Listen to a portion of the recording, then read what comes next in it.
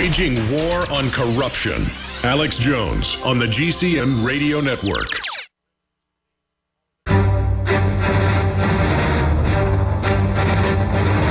Big Brother, mainstream media, government cover-ups. You want answers? Well, so does he. He's Alex Jones on the GCN Radio Network. And now, live from Austin, Texas, Alex Jones. We're seeing the precedent set for total governmental lawlessness right now. And that's an understatement. With the NSA, with the checkpoints, with the TSA, with the NATO being over our military for 4 years and Obama telling Congress go to hell, with the illegals being legalized who have felonies by the tens of thousands, 36,000 in one swath 2 weeks ago. Obama saying I'll release terrorists whenever I want and violate federal law. It is unprecedented, and even mainline Rubio and mainline Democratic law professors are on Infowars.com, DrudgeReport.com today, and David Knight's coming up, he'll cover it all, saying, yeah, this is dictatorship. But see, it's more sophisticated. Obama will leave office. I predict he will leave office in 2 years. And I don't know, it's getting worse than I say sometimes. I mean, I underestimate. They can nuke cities. He says the number one thing he's worried about is nukes going off. He doesn't know who's going to do it. You know, army soldiers with Al-Qaeda, they've been floating in TV shows and movies and in mainstream TV news. So I guess they're pre-programming. They could do it, but I don't think so. The point is they want the bureaucracy to be a dictatorship, the bureaucracy to be dictatorial. See, they don't need the puppet to stay in, folks. They're setting the precedent to use our Constitution like toilet paper. Let's go to John in Wisconsin. Then David Knight's going to come back, and I want to get his take. I'll be gone, but I want his take on this journey to train us to be under dictatorship and why they want to demonize the real press, and then he's going to take your calls. David Knight waiting in the wings, about to take the baton. John in Wisconsin, thanks for holding. Go ahead. Yeah, Alex, how's your holiday holding up? You know, I've just learned that all work and no play makes Jack not be good. So Jack will be taking more holidays than 2 weeks a year like I usually do to be with my children, but I will be working, and it seems like I get more done when I do take off than when I just keep coming into the office 6-7 days a week. So it's going very well, and I just feel reborn every time I take a few days off. Well, you got a wonderful staff there. You should be able to relax a little bit once in a while, you know. But anyhow, that was the plan. That was the plan. In case they kill me, the plan is to actually have people in place. Go ahead. Well, what I was going to call about is this prisoner exchange. You know, this was fabricated, and it was rolled out on purpose, and it could be the false flag that you've been talking about. You know, I don't think they're going to do a nuclear strike or anything like that because that kind of ruins the territory, you know, and they want territory. So it's got to be this. Not only that, the thing with the VA, it's been like that all the time ever since it was instituted by design. I agree with you, and everybody I've talked to, or family or doctors that have worked in them, have told me the same thing. But it's undoubtedly, from every vet I've talked to, gotten the worst they've ever seen under Obama. Do you agree with that statement or disagree? Yeah, I do, but you have to understand where Obama came from. Both the VA hospitals in Chicago are on the corrupt list, and they've always been that way. Hines and Woods. And neither one of them had ever improved much, and there's always been rumors of deaths and overcrowding and not getting in and all kinds of stuff. So oh, yeah, no. They're a beta test of death list. They're a beta test of unplugging people. They're a beta test of the death panels. I mean, this is our future. And it's all just how to manage it and get away with it. While they worship the vets to trick young people to join, while they act like they're so patriotic to get reflected glory in the government, they literally, Homeland Security admits, veterans are their enemy. They're going to blow stuff up and blame it on the vets. They're coming for the vets. It's outrageous. And if we let a bunch of communists and foreign bankers get away with this, we deserve it. I don't think they're going to get away with it, John. What do you think? I don't think so either, because now that it's so widely in everybody's mind and everything, something's gonna be done. It's gonna be done because Absolutely. Look, they've gone too far. It's pathological now. I can feel it in my gut. We're turning the corner. Pray, folks. We'll be back with David Knight. Stay with us. General, what do you think about the FBI saying that there's a terror alert on Monday about a potential Fort Hood situation? The police are shoving people, shoving Alex, shoving the crowd. Here we go, folks. I'm being assaulted. Whether it's the radio show, the news websites, documentary films, or the nightly news, InfoWars is the tip of the spear. Is this another false flag stage attack to take our civil liberties and put more homeland security while sticking their hands down on pants on the streets? It's up to us to set brush fires in the minds of men and women everywhere. And that's what PrisonPlanet.tv is designed to do. You watch, the Assad regime is going to be blamed or accused of using chemical weapons against the so-called rebels. What we see now is a war against reality. It's a war against the truth. It's more vital than ever that supporters of freedom become members of PrisonPlanet.tv and share their membership with up to 11 friends and family. Visit InfoWarsNews.com today. Become a member, share your membership, and help take the InfoWar to the next level. Hi, I'm Dr. Edward Group. It took me 20 years of searching the globe to find the deposit of the highest purity iodine available. The new Survival Shield X2 is mined from 7,000 to 10,000 feet below the earth in pristine, environmentally clean conditions. The iodine crystals we use are extracted from an ancient 300 million plus year old deposit deep in the earth. It's the strongest nascent iodine on the market today. It delivers 650 micrograms per drop. Experience the new formula. Experience the ancient purity. Shield your family. Survival Shield X2. Available now at InfoWarsLife.com. X2 from InfoWarsLife.com or call toll-free 888-253-3139.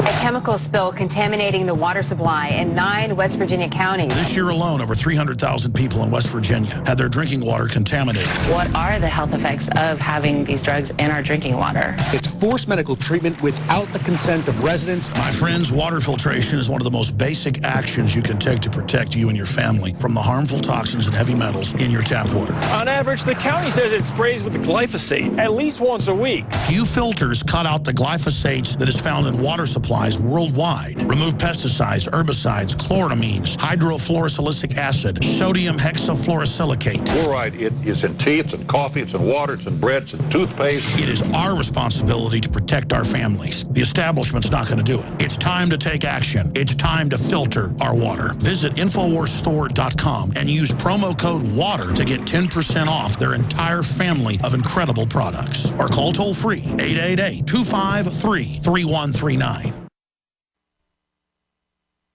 He's the T-Rex of political talk. Alex Jones on the GCN Radio Network. Welcome back to the Alex Jones Show. I'm David Knight. I'll be finishing the program today. We're going to be taking your calls. We're going to go to Chad in South Carolina in just a minute. But before we do, I want to have a little bit different perspective on what's going on with Bergdahl. People are questioning what his motives were, which side he was on. They're talking about the release of the prisoners. But I want to focus on the fact that Obama clearly broke the law. How many times are we going to allow this to happen without taking action? Even Dianne Feinstein is talking about Obama breaking the law now. Now, I know that when we get rid of Obama, there's going to be somebody just like him or just as bad, perhaps even worse, to take his place. They've got plenty of clones of Obama waiting in the wings to take his place. But how long are we going to allow our highest government officials to thumb their noses at the law? Now, this is what Democrat Dianne Feinstein said today. She said, "It comes to us with some surprise and dismay that the transfers went ahead with no consultation, totally not following the law." That's from that's from townhall.com. They report that. Totally not following the law. That's Dianne Feinstein. So if he's like totally not following the law, dude, can we impeach him, get rid of him, replace him with somebody else? I mean, even Joe Biden? It would at least be a warning. It would at least be a movement in the right direction.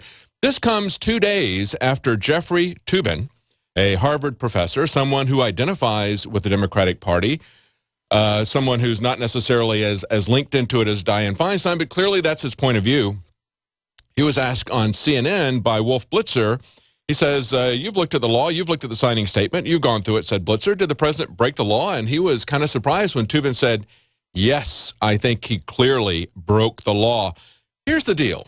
The law says 30 days notice. He didn't give 30 days notice. It's that simple. There isn't any way that you can spin this. He didn't give 30 days notice. Now, Obama, it's being reported, declined to give a 30-day notice. Or, as the White House says, he waived it because this guy Bergdahl was supposedly in immediate danger. Really? Really? Can you make the case for that? This is what Toobin said. He said, it's true he issued signing statements, but signing statements are not law. It's the president's opinion about what the law should mean. Now, it may be that the law is unconstitutional. It may be that the law is a violation of his power as commander-in-chief, but no court has held that. The law is on the books. He didn't follow the law. And then Blitzer says, well, you realize, of course, you're accusing the president of the United States of breaking the law. He says, well, I don't think the president's too worried about what I think about this. You know what? The president isn't too worried about what anybody thinks about this, whether anybody thinks he's breaking the law. That's what makes this all so dangerous. That's why we continue to head down this path, just like the NDAA, where the president signs that he believes that he has authority to indefinitely detain anyone using the U.S. military, that he can transport anyone using the military. And, of course, that has been approved by, guess what? The Republicans as well. It's not just an Obama thing. It's not just a Democrat thing. They couldn't pass the NDAA and these statements that were put in there about suspending due process. They couldn't have passed that without the Republicans in the House. So the Republicans in the House don't have a problem with that either. That's the big problem for us. Now, at the bottom of the hour, we're going to talk about the 25th anniversary of Tiananmen Square. But just as a teaser, I want to give you this. This is a statement that Kit Daniels handed out to me. This is from a PBS Frontline story about 8 years ago in 2006. They interviewed a Chinese journalist who was there at the massacre. One of the things she said that I thought was interesting was she said, we passed out copies of the famous picture. That would be the Tank Man, the guy standing in front of the column of tanks. We passed out pictures of copies of that famous picture to undergraduates at Beijing University. That's where the activism started. And these undergraduate students today at Beijing University were genuinely mystified. One of them said, I don't know, maybe it's a parade or something. Another one said very politely, may I ask, is this a piece of your artwork? How has the regime succeeded in wiping out recent history? Well, we're going to talk about that. We're also going to talk about some interviews with some of the people who were in the military at that time. I want to get a perspective of the people who were in the military. Think about the guy in the tank, not just about the guy in front of the tank. The guy in front of the tank was amazingly courageous. He had no reason to believe that these guys wouldn't just run him down. And it's a good thing that the guys in the tank that day didn't do it. But eventually, they did. Eventually, they fired on the crowd. What was it that changed? How did the Chinese government manipulate the troops in the days leading up to this? Because this is not a one-day event. This is something like Waco that began back in the middle of April, if I believe correctly, if I remember correctly, and it went to the beginning of June. So this is something that developed over a period of about 6 weeks or so. And during that period of time, how did the Chinese government control the Chinese military to get them from respecting human rights and human life enough that they would not run over a man who was standing in front of them as protest? How did they go from that to a situation where these guys would not only fire on unarmed civilians, but that they would bayonet them as well? And we also have a clip from a man who was there 25 years ago, and he was also in Boston a year ago. And when he was in Boston a year ago, April 19th, to celebrate Patriots Day there, he had something very interesting to say about the difference between armed demonstrators and unarmed demonstrators. And we've seen that over and over again since I've been here at InfoWars, and I saw it at the Bundy Ranch standoff. So I want to talk about the difference in the way CNN covered the Tiananmen Square standoff. I want to talk about the way they covered the Bundy Ranch standoff, a difference in the way they covered this recent case of anti-government activity, the anti-government demonstrations in Turkey, and the CNN correspondent that was arrested